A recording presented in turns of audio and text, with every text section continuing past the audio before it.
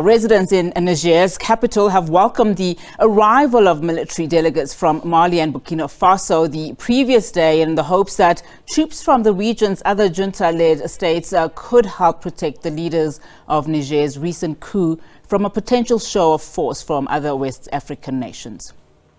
The Economic Community of West African States, ECOWAS, had told leaders of the July 26 coup to stand down by August 6 or face a possible military intervention.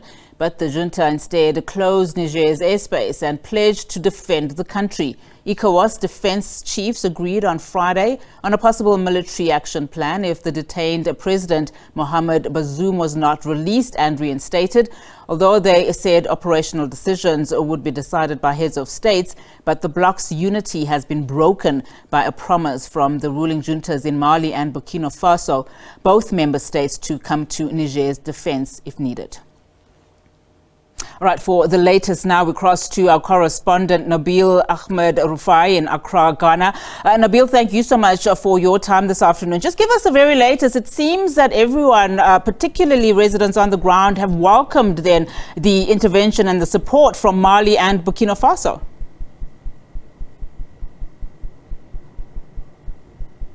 Yes, indeed. All along, Mali and Burkina Faso had said they would defend Niger should the regional bloc ECOWAS decide to use military force to compel the junta leader to reinstate the ousted President Mohamed Bazoum. So now the delegation is there just to give more credence to their word, to show that they are really in support of Niger and will do all they can to defend them should it come to the point where the military intervention from ECOWAS should come into force. So indeed, I bet the junta leader and his military people are really happy about the support they are getting from Mali and Burkina Faso. In terms of course, the Economic Community of West African States, I mean, they had said that they would be showing some form of military force should the president not be released and should the coup leaders not stand down. But this has, come and gone. What do we know then about just a possible military intervention from ECOWAS? Have they made any interventions going forward?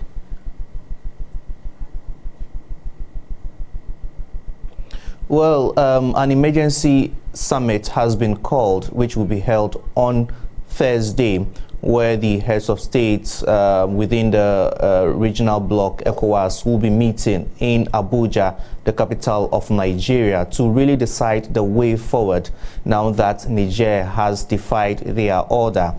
Already the chairman of ECOWAS, that's President of Nigeria, Bola Tinubu, is receiving a lot of heat from even people within his own country that he shouldn't agree to any military intervention against Niger.